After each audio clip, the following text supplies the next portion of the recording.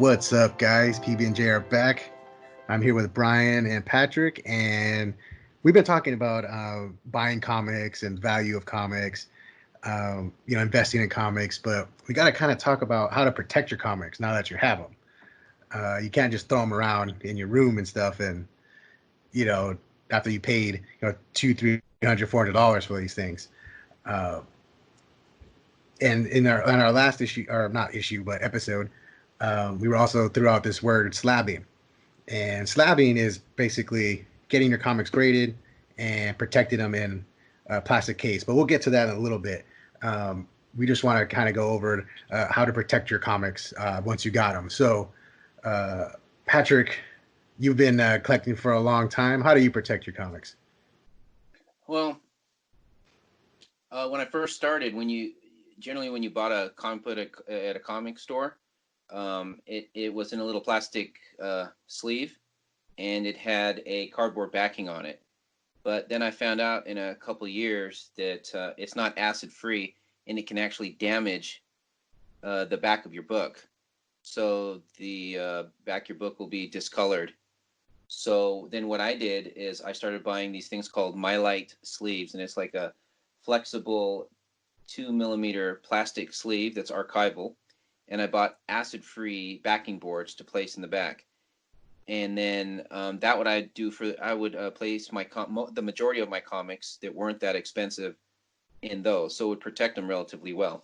And then for my more expensive comics, I would also purchase a Mylar, which is like the Mylight bag, except it's 4mm, so it's a little bit thicker. So now it's double protected. And most of my good comics that aren't slabbed are protected that way. And I know there's something, I know that a lot of people talk about how to actually store your comics, and you should store them vertically. And some of my comics are stored that way, but a lot of mine are stacked on top of each other. And a lot of people think, oh, you're damaging your comics, but my comics have not been damaged. I just put them in cardboard boxes and stack them in groups of like 20 on top of each other. And I don't have a problem with any of them. They all look pretty much brand new. Yeah, the common complaint is when people stack is that you get spine roll, right? The spine starts to roll up as the comics are stacked. But I think that's more if you stack them without putting boards on them. I think if you put the boards, I think you're okay, right? Well, and also it depends on how many comics. If you put like 100 comics on there, I can imagine that the weight would compress the bottom books. But like I said, I have had no problems, but I stack them maybe 20 to 30 max. And then you definitely want to, I store them, well, here's the problem. You should store them in a cool place, right? And nothing near water, and definitely not on the floor. The reason why you don't want it on the floor is because if there's a leak in your house and it gets wet, your comics will be ruined pretty much forever. Now, the difficulty is storing them in a cool, dry place. The difficulty in Southern California is cool place, unless you run your AC, 24 hours a day, because in summer it gets over 100 degrees. So I'm guilty of that one. But again, I put them in a cardboard box, and I've had no problems. Now, I do have some wax packs that have slightly melted. That's a whole different episode. But as far as comic books go, that's how I store mine. Yeah, like for me, I put them in the same thing with the Mylar and the acid-free backing. And pretty much now, if you go to a comic book store, it come with those things when you buy a comic book. So you don't have to buy your own unless you don't like the one that they have, and you can get your own set. But I store mines in the basketball shoes, like shoebox, and I just put them on top of each other, and all of mine are fine. There's no discoloration or anything. I've taken them out and I've looked at them, and they look just as new. And I keep it in a closet in a dark place too. I think maybe sunlight helps, or not having sunlight helps. So keeping it in a dark place inside a shoebox, make it even darker. That helps a little bit. I had some old magazines and newspaper that I would put next to my shoebox before, and they would turn yellow like over the years. So for me, just keeping it in the shoebox and inside the plastic, it helps. And what about you, John? Yeah. So all of mine are vertical. Every single one. That's like 50,000 are always vertical. And I picked that up when I was a kid. Like even when I was a kid, 8 9 years old, when I first started collecting, I was super super careful with them. In a bagging board, closed up, flap over it, standing up in a comic book box. I have the long boxes, all of them. Um, and that really helped because, like you said, storing them in a dry, cool place, which is ideal, is just super hard to do. Like especially when you have so many, like you can't just keep them in your room, right? So they're in the garage. But which isn't ideal because, like you said, Patrick said, it gets really hot in Southern California. But having them in the bag and boards, in the boxes, away from water, away from direct sunlight, which I think is the biggest. Like that causes the damage. When the sunlight hits the comic, it'll fade that thing quick. Um, And moisture, right? And and moisture. moist, yeah, they'll just destroy a comic. So I've always had them in the garage, never on the floor. I always had like a step or something. I always make sure to put them up, and I would stack. You're only supposed to stack, I think, five or six high. Everything after that, you'll start crushing your comics. So I always try to keep it around four, and they're fine. They're good. The only ones that were slightly starting to yellow were the really like the first ones I got when I was a kid. When I was really small, I didn't know what I was doing with them. But once I started bagging and boarding them, they're fine. And those comics are pushing 30 years old. So once you bag them, board them, put them in a box and keep them away from sunlight and moisture, you're pretty much good. Um, Now we talked earlier about an extra step, and that's slabbing. Um, you can send these comics to a third party called CGC. There's also, was it PGX? PGX Yeah, and CBCS, and there's one called Vault, but I don't think they exist anymore. I've never even seen a comic graded by Vault. They're so rare. I don't even think they do it anymore. yeah, But I the haven't seen them features either. are the CGC, PGX, and CBCS. Yeah, and these ones, it's they put in a plastic case, and they're airtight. I think they're supposed to be watertight too, but don't risk it. Don't test it out. Yeah. Any little thing and it'll go through. And that's going to protect your comics, obviously. As long as you don't put them in sunlight, well, it'll fade because the light will still get to it. Those things are like almost indestructible. And of course, we recommend that you do that with your more expensive comics. But another big reason to slab your comics too is that you're getting an official grade. These you'll send it to these guys and they'll give you a grade, and so when you do want to sell it one day or trade or whatever, there's a grade on it, and it's not subjective anymore. Here's the grade. Um, Now, Patrick, you have a whole bunch slabbed up, right? Yeah, I do. Do have quite a few slabbed, and the reason why I like it because look, there are pros and cons to slabbing a book, right? You just named a few right there. It's impartial grading from a third party, and it protects the comic book. But here's the thing: even though we've been reading comics for so many years, are you able to tell if a professional restored your comic? I wouldn't be able to tell. I don't know. I don't have the capabilities or the black lights to verify if it was done. So these companies actually do verify it. So if you're buying a comic, say, I don't know, Fantastic Four #1, and you buy it, not in a slab, you get it back and there's pieces missing in it, there's been color touch on it, you have no idea. But if it is slabbed and it's been graded by either CGC, PGX, or CBCS, it'll tell you whether or not it's been restored or if there are pieces missing. So you actually know that you're purchasing, you're getting the book that you actually purchased. Because I've actually purchased a Superman 30. I think I told you guys in the last episode, and I got the book. Well, first of all, I asked him multiple questions. He said, "Book's perfect, no problems. It's VG and then in 3 or 4 pages there were actually pieces missing out of the book. Now, had it been graded, on the label that comes with the slab, it would say pages 4, 5, and 6 are missing 6 pieces, and it's affecting the story. So now it's going to be a restored comic. That's a very good pro for slabbing your comic. And it also is going to relieve, because I had a lot of anxiety buying when I was first buying on eBay. It's like, oh my gosh, can I only buy CGC books? And actually, since that happened, I've only purchased slabbed books because of that experience. Now I learned my lesson. People are going to lie to you, yeah, on purpose. And then all they have to say is, well, I didn't know, I never opened up the book. They're just lying to you. Yeah, So, they know. Yeah. Yeah, like when you're on eBay and you're just looking at pictures, it's usually just a cover. You don't know what's in there. Like there could be pages missing, could be marked up inside.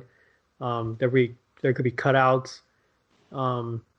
Yeah, so and it's hard to tell like what grade it should be just by looking at a picture. You can't see it until you purchase it. So having it in the in the case and having a grade, that really helps a lot. That takes away all those doubts and disagreements from the buyer and the seller. Yeah, well, see, and that's a good point that you bring up. Disagreement. So, say for instance, I want to sell you my whatever book, my Superman number 100, right? It's not slabbed, and John, you want it, and I'm like, dude, this is like a 9.2 on a scale of 0 to 10. And then you look at the book and you're like, no way, dude, this is like a 6. I want 9.2 money, but you only want to pay 6.0 money, right? Yeah, and that could be like hundreds of dollars difference just based yeah. Or So when it's graded by a professional, there's this happy medium, and you're both accepting the fact that it was graded at 8.0, so you should be paying 8.0 money for this particular comic book. So there's no ambiguity, and it's easier to sell a comic book because you can't fight over the grade. The grade is what it's graded at. Yeah, and I mean, there's going to be negotiating still because, like, even if it's a 9.2, you're just like, I don't want to pay that much, and the guy's going to want it. So there's slight negotiation, but definitely though the grading it's taken care of. There's the value. Here it is, done. Right, and if you're an investor, these slab books are a great asset to you. Why? Because say for instance you have a perfect book. Let's say it's a 10.0 book. It has never been touched. The corners are perfect. There are no dings, nothing on it. It's perfect. But you didn't get it slabbed, right? The person that's buying it will never know unless he actually gets it sent in to one of these companies that grades it. So if it is graded like by a CGC, it'll directly translate into higher prices for the seller if you get it slabbed. That's why if you go to eBay or one of these other auction sites, if it's an unslabbed book, they go for a lot less than when it's slabbed. So even if your book is a 9.8, if you sell that and somebody else is selling a slab book that's graded at 9.8, you're probably only going to get half of the money that the comic's actually worth. I've seen this multiple times. Now, as a buyer, you're taking a chance also, right? So if the guy says it's a 9.8, it may be a 9.8. But if you send it in after you buy it, it may come back as a 9.6. So there's that ambiguity again. That sucks. Because back, you're like, oh, great. Right. But there are some cons to having a book slabbed. I mean, I can think of a few. I don't know about you guys, but you can't read the comic book. You can't that's touch it, smell it, flip the pages, unless you open it. But then why did you slab it in the first place, right? Yeah. Yeah, they're completely just showpieces after that. You put it on, that's it. And some people like that. Like, I actually don't mind not reading my comic book. I actually like looking at the comic books. If I wanted to know the story, I've gone online to read it, or I buy a lesser graded copy and take a look at that.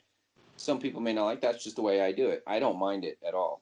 What are you guys' thoughts about that? Brian, you have a bunch of slab books too, right? Yeah, I have a few. Like I like them for the cover, other than like something like a major event that happens in the story. But usually I just to me they're like art pieces, right? Like that's protected and has a cool cover. So I don't care about the story so much because I know I can just get online either through like Marvel or DC's like online comic book uh, like database or whatever, or Comixology where they have all the comics on there. You can just look at it if you really want, or you can even go to the comic book store and buy stories, that are all put into one giant book. I don't know what the right term for that is, but John, maybe The like trades, the the trade, trade, yeah, yeah. where you could put volumes of them into one giant book to read. So yeah, I mean, I'm more of a collector, more than being interested in the story. Even though if I do want to read the story, then I'll find other ways to read it. And what about you, John? Your 50,000 comic books all slabbed. You never got to read them. See, I'm coming from the other way where I read everything. So I actually don't have very many slabbed. I read them, I buy them, I read them, and I put them away. And then there's times where I want to go back and reread them, so I just go and get them. I do have some that are valuable, but I just never slabbed them, just because I just have no intention of selling them. Maybe eventually I will, and I'll have to get them slabbed. But but just being a reader, just kind of just kept me away from doing that. Now, if I did want to go back and buy, let's say, I don't know, Hulk #1, just for let's just say I win the lottery or something. For sure, I'm buying a slabbed one. I am not reading that thing. Yeah, definitely. Now, one of the other problems is sometimes the grading's inconsistent, right? Brian, didn't you buy one that was graded? What did you have? Was Amazing Spider-Man, right? Yeah, it was Amazing Spider-Man 300, and it was graded a 9.4. And they had a note that it was white to off-white, and you were making fun of me when I got it because like it looked kind of yellowish, right? Like on the cover and stuff.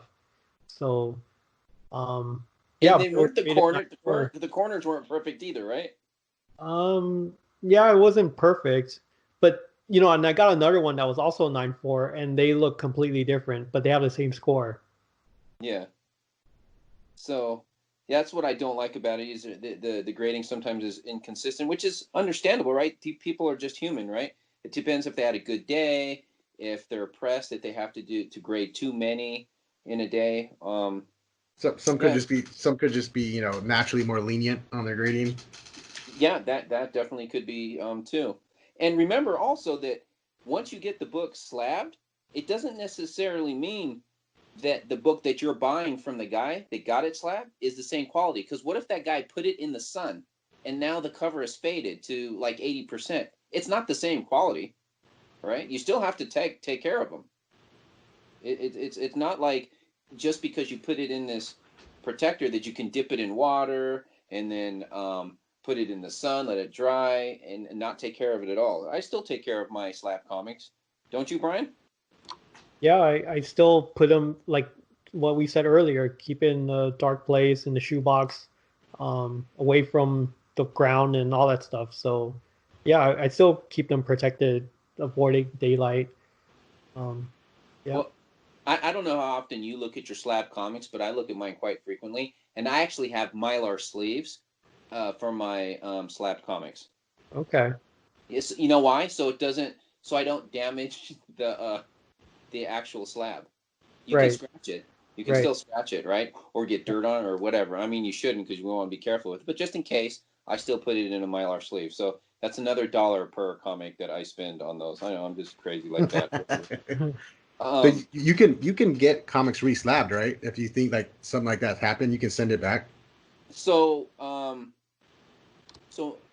I've had some comics at my mom's house. I had remember the Superman 30 that I bought that was unslabbed. I ended up buying 2 more that were slabbed, 2 5.0s, and I kept one of them at my mom's house with a bunch of other comics. And at the time, surrounding my mom's house, there was a fire. Nothing actually happened, but she called me and she said, "Well, there's a fire and we're being evacuated. Is there anything that I need to get out?" And I'm like, I just want you to take out that Superman number 30 and take it with you, put it in your car to your friend's house, and then when you can go back home, just leave it there, and then I'll just take it to my house later. And so an hour later, my mom calls me, and she's all, "Hey, I dropped your comic on the floor, and the whole bottom's cracked." What? I asked you to do one thing, and she's all, "Well, I was holding my cat, and then it slipped." I'm like, "Okay, whatever." So anyway, I get over there and I look at it, and yeah, the whole bottom corner is cracked. Nothing happened to the comic though. Nothing. It was just the slab was cracked, and I sent it back to CGC, and they gave it back perfectly. Didn't change the grade, nothing. And I at the time I think it was like $15 to get it reslabbed, so it's in a brand new case. So it was perfect. So it worked. Had it not been slabbed and you dropped it, the corners would have been totally messed up for sure. You know. Another con that I think with slabbing comics is it makes common worthless books really expensive, and just for collectors, not investors. So it basically means that it's going to be more expensive to collect. So a comic that's in the Overstreet price guide for like $10, well, this is a 9.8, so pay $300 for it, right? So a comic that's worthless, all of a sudden it's worth a lot of money because it's a 9.8. But in all actuality, that comic is really worthless. That's what I don't like about it. Well, it goes back to, what we talked about in the other episode on what to look out for, right? Just because it's in a case doesn't mean it's valuable. Right. Okay. And I think that's pretty much about it. So I think. Oh, go ahead. No, I was just going to say that we'll get a little bit more in depth between CGC, PGX, and the differences between the two, and then we'll do that in another episode. We don't want to confuse you guys, dropping all this information at once. Yeah, no, that's good. I just wanted to add one last thing. My personal belief with collecting comics is if you're just purely interested in protecting your comics, a Mylite with an acid-free backer and a Mylar sleeve is just fine. Like John was saying, he's been collecting for like what, how many, almost 30 years? Yeah. And you have no problem. Because if you were to slab 50,000 comics times like 30 or $40, yeah, it's not happening. Who's got that kind of money? Really? Yeah. So okay. Yeah, and I do have my more valuable ones. I set them aside in their own box, long boxes, and I have those. So that eventually down the road, if I do want to get them slabbed, I can easily access them. Just go grab them, and I could get whichever ones I want to slab. For now. So, but they're all good. They're all protected. They're all pretty really really good condition.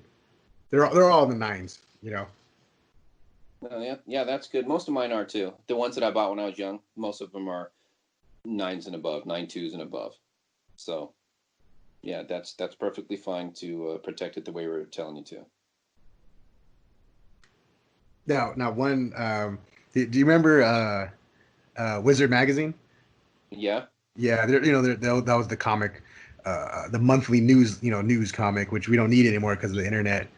See, now those I held on to, and I didn't put them up on a step like I did my comics. And one day it rained really hard, water got in, and they ruined all those magazines.